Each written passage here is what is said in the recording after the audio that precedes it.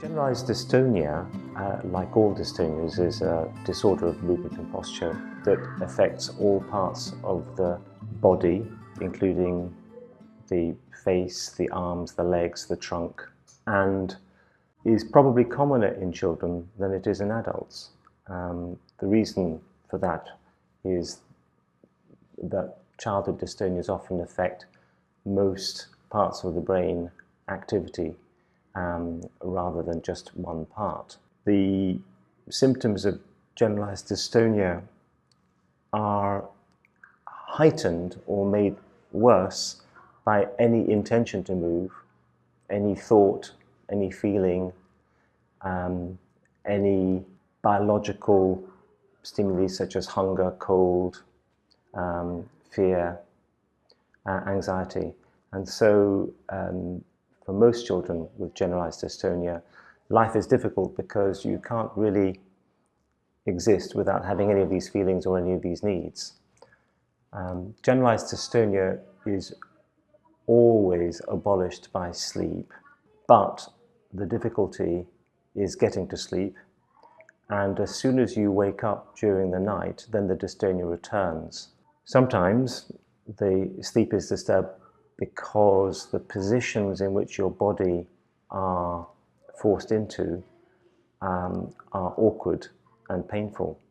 And so even if you manage to get to sleep, those postures will then cause pain and discomfort that force you to wake up.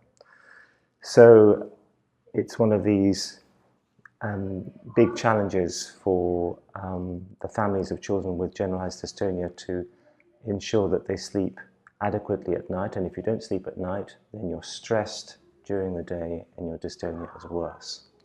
Another big problem with generalized dystonia is sitting comfortably. And so if you can't sit comfortably, then that limits your capacity to be active and to participate in ordinary life.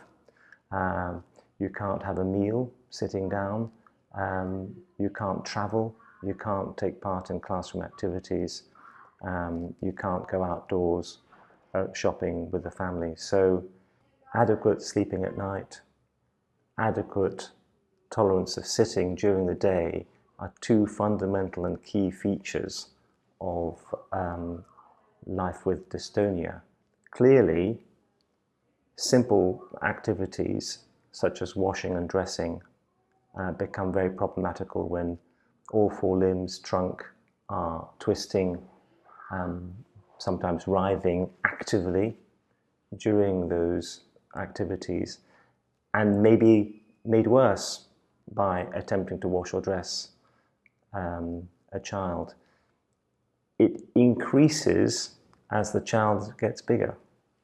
So a small child with generalized dystonia may be manageable to a certain degree, but a young person, still a child, it becomes much more complicated.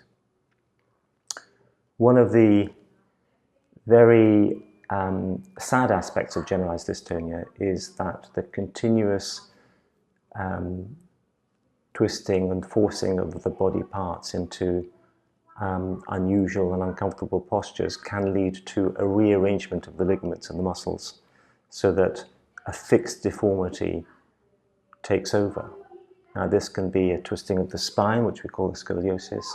It can be an arm posture, which then alters the tension of the ligaments around the joint, so the joint is used to being in the abnormal posture and cannot be restored passively to a normal posture, even when the dystonia is abolished either through sleep or medication. So contracture and deformity is an inevitable consequence of prolonged dystonia. At this point, it becomes a skeletal issue and is not reversible through the act of falling asleep or by giving muscle relaxant medication. Now, people talk about treatments for dystonia, and I think it's fair to say that we should be really replacing the word treatment with management, because if you say to a family, we're going to treat your child's dystonia, their immediate assumption is you're going to take the dystonic condition away.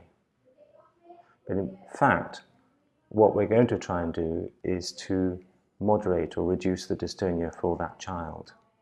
And if the measures that you employ to reduce or modify the dystonia are taken away, then the dystonia returns. So you haven't treated the dystonia, you've just suppressed it in some way.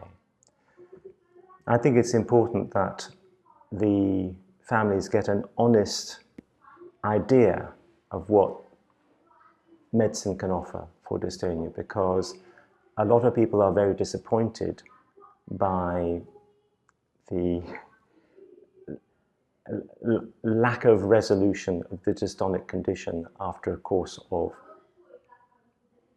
what they think is treatment. And so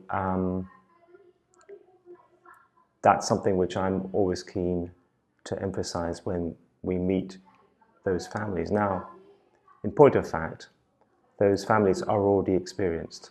By the time we see them, they have been through a number of different management strategies, starting with simple medication, lifestyle changes, adaptation to the child's approach to performing important tasks.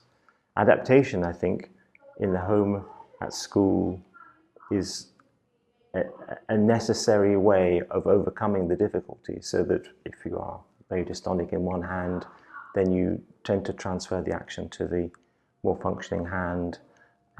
If you have difficulty walking, then accepting the benefits of a wheelchair, and particularly a powered wheelchair, become almost inevitable adaptations to the dystonia.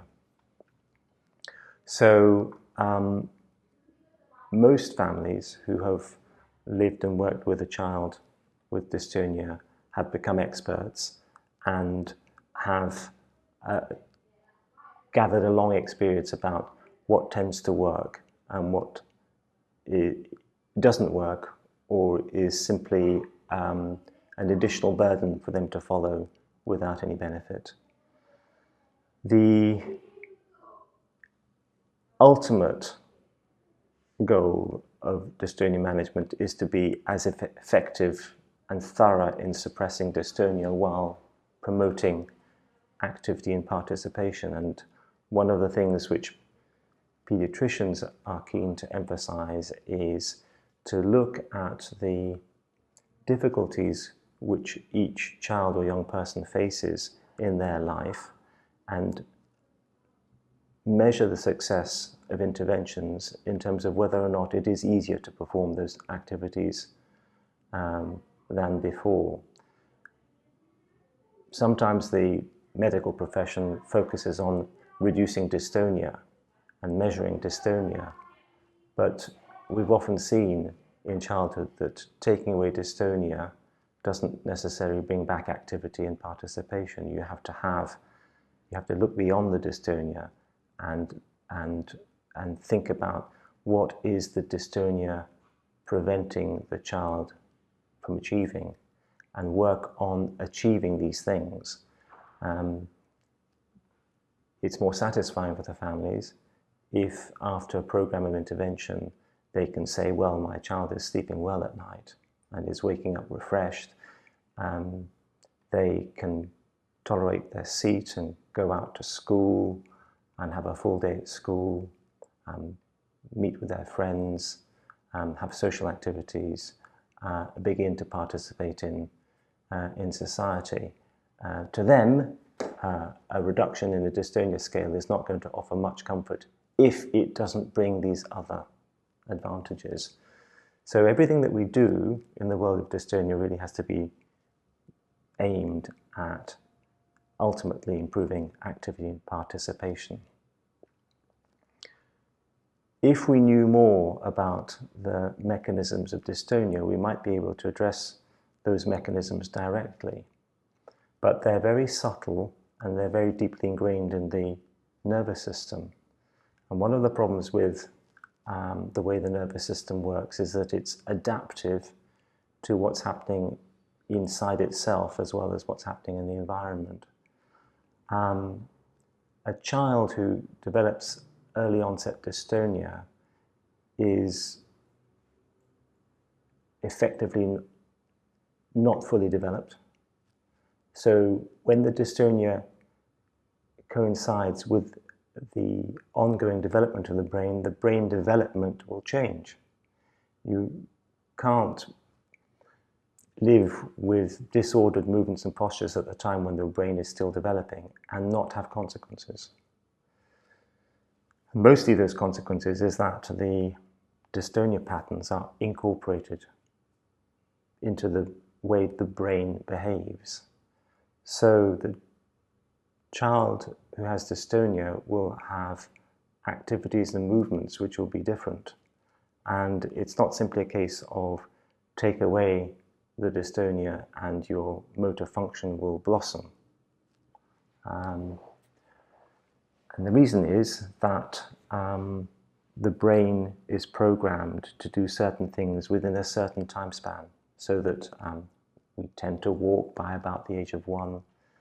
We tend to talk from about 1 to 2 years of age. And all of the brain regions that control those areas are programmed to develop and promote those skills in that time period.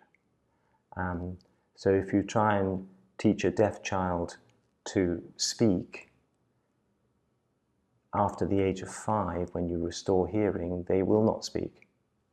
But if you restore the hearing before the age of 5, and typically before the age of 1 or 2, they stand a much greater chance of speaking, and that's because the brain is receptive to sounds, which are language, and develop the codes to decipher language. Of course, they won't speak a foreign language unless they learn that much later on. But if they learn a foreign language early on, they'll speak that one too.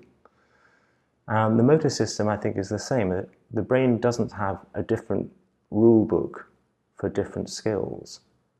Everything has a window of opportunity. So it's particularly difficult for childhood dystonias because the rule book is being applied, but if you are using the wrong movements and postures, they will become your movements and postures, and it's difficult to shake those off. So this opens up the whole issue about early intervention and how to promote function in early onset movement disorders. In adult onset dystonias, those individuals have had, if you like, a full life of functional movements and postures, and then their dystonia begins and disturbs those movements and postures. But if you take away the dystonia, then there's a very good chance that those natural functional movements and postures will return. That's quite different for children when they don't have a normal repertoire. So coming on to how common is generalized dystonia, well, as I was saying, generalized dystonia is more common in children because with early onset brain disorders, the whole of the movement and posture repertoire for all parts of the body are more likely to be affected. Yes, it's true, you can have very, very small, strategically placed injuries to the brain which will cause only dystonia to a part and give you a focal dystonia of your hand or your leg. But it's much commoner, in fact, for all parts of the body to be affected. And clearly, the mechanisms of injury will cause different types of pictures and will be more difficult to shake off than others. In childhood, the most common damage is a disturbance of the cabling within the brain, which we call the white matter, involving all regions of the brain. And you get a a reduction of white matter, in other words, reduced cabling and connections within the brain. And this seems to cause dystonia. It's interesting that we think of dystonia as a motor disorder, and we often think that a disturbance within the gearbox of the brain, which we call the basal ganglia, is a principal cause of dystonia. But if you actually disturb the cabling to the sensory part of the brain, where all the information from the body is coming into the brain, then that gives you dystonia as well. And in our group, we've looked at sensory processing, and half of the children that we see with dystonia have got a disorder of sensory processing, but they have normal motor signals coming from down the motor cables of the brain. Is that confusing? Well, not if you think about dystonia as a movement which is out of focus. If you are receiving signals about your movements and your postures which are out of focus, then the brain only has a very hazy idea of what you're doing. If you could focus those signals back to the brain, then it would have a greater chance of improving the motor output. So that is something which is like standing dystonia on its head. And is dystonia a sensory disorder? But in fact, throughout the whole history of dystonia, there's been a lot of interest in the sensory inputs. And this is why in typically genetically driven dystonias, the geste antagoniste has been highlighted. This is where a particular action can actually reduce dystonia, such as putting your hand on your face or a finger on your chin. Some of the movements are quite bizarre, but these can substantially reduce dystonia, and that's because there is some sort of sensory feedback which is improving things. It's difficult to put a number on the prevalence of generalized dystonia unless we go into specific causes of dystonia. For instance, cerebral palsy would be the commonest cause of generalized dystonia in childhood. One of the principal reasons why generalized dystonia is commoner in children is because very young children, particularly newborns and infants, often express involuntary postures and movements which are perfectly natural at that age and very age appropriate. Later on, those postures are replaced by more active and purposeful movements. If the brain doesn't develop in an appropriate way to suppress those involuntary postures and movements, they remain, and they're sustained throughout childhood. Only the child gets bigger and older. And so a generalized dystonia is really an expression of a total involuntary posture and movement pattern which is present early on in the life of man. And that's why generalized dystonia is so commonly seen in childhood. So it's very possible to distinguish different types of generalized dystonia from the timing of onset of the generalized dystonia. If we have the commonest form, which is that the child's movements and postures have never been normal. In other words, they have retained an infantile pattern of involuntary movements and postures, then it's very clear that with the lack of development of normal skilled movements, alarm bells begin to ring and pediatricians in child development centres and pediatricians working in hospitals begin to see these children and their families because of those early concerns and looking for conditions that lead to that neurological state. There's another pattern which is more surprising, which is that after a period of normal early development, the acquisition of walking, the skilled hand use, of athletic skills, of speech, there is a gradual spread of involuntary postures and movements from one part of the body, typically a foot and a leg, that spreads to the opposite limb and then up to the arms, and then involves the trunk and the neck and the face and the mouth. And this spread of dystonia up the body is a typical way that genetically driven dystonias present. It's also very common in these disorders that brain scans don't reveal any abnormality except for some very rare genetic disorders, or previously thought to be rare genetic disorders. So the story of a spreading dystonia starting in one limb and working its way up the body is an alarm signal that there is something that is taking over the motor system.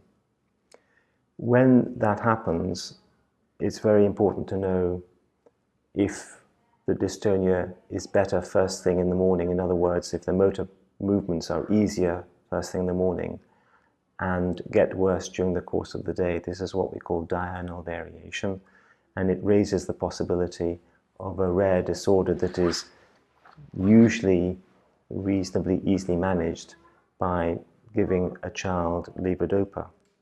But this is very rare. I think I've only seen 6 or 7 cases in 30 years of medical practice. Of course, if all my colleagues are seeing 6 or 7 cases, then that adds up to maybe 50 cases in one centre, but that is highly unlikely. The other type of generalized dystonia may happen in episodes or episodically.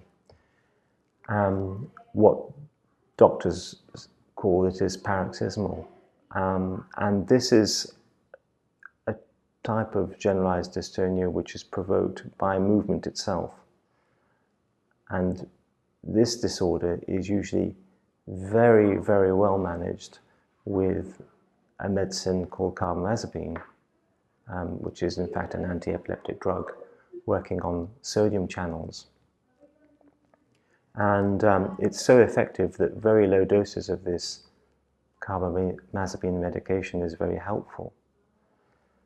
So that's 2 conditions where you have to be alert about how the condition presents and behaves in terms of what the management might be, but these are very, very rare. And then there's another type of disorder which has only recently become well understood, and this is where the brain has difficulty transferring glucose, which is our energy food, from the bloodstream into the brain. So you have a glucose transporter deficiency or GLUT1 deficiency. And the reason why it's important to diagnose this early is that it can present very early and produce a generalized dystonia of infancy, which the children never grow out of. But you can improve the situation by bypassing glucose, by having a ketogenic diet, which is a fat-based diet. So these 3 things, dopa-responsive dystonia, paroxysmal dystonic choreathotosis, and GLUT1 deficiency, have very specific management strategies. They highlight the issue that if you could pinpoint a specific underlying mechanism and replace a deficiency or remove an excess of a substance which is causing dystonia, then you might help to manage the dystonia. A very common cause of generalized dystonia that could be managed is heavy metal poisoning with copper in Wilson's disease and zinc and other heavy metals. I should correct that, it's not really common, it's commonly looked for. We all look for it, but in fact the disorders are rare. Like everything else, if the cause of the disorder is a needle in the haystack, finding that needle is very important, but very difficult. So increasingly, with the power of genetic tools to determine an increasingly better understood range of metabolic disorders, we can find specific, genuine treatments for dystonias that may be based on vitamin deficiencies or larger quantities of chemicals which are toxic to brain function and affect the motor system. But that still leaves the majority of generalized dystonias for which there's no specific management strategy, and then you have to organize the management so that you can improve those aspects of the child's life which are difficult. So you improve the quality of sleep, you reduce the pain and discomfort of sitting, you facilitate activities that allow the child to participate with the minimum of effort. The more effort they put into participating in an activity, the more their dystonia will be severe. So you then modify the environment or access to the environment so that the child isn't struggling. Frustration causes dystonia. So if we focus on brain food for that child, which is learning, entertainment, problem-solving skills, you'll improve that dystonia. You're not dealing with the dystonia directly, but you are making this child's life more meaningful. So we have to think about those strategies that allow the dystonia to be as manageable as possible. And so this is where thinking about the intellectual and emotional life of children can be a very important way of managing their dystonia, by relieving their anxiety, by reducing stress, by improving their sense of success and well-being. And this is quite difficult to do. It's easier to think about the physical characteristics, but thinking beyond physical strategies is really essential. One of the aspects that children and young people with dystonia experience is they feel so different from other people. They feel worse than children who have epilepsy.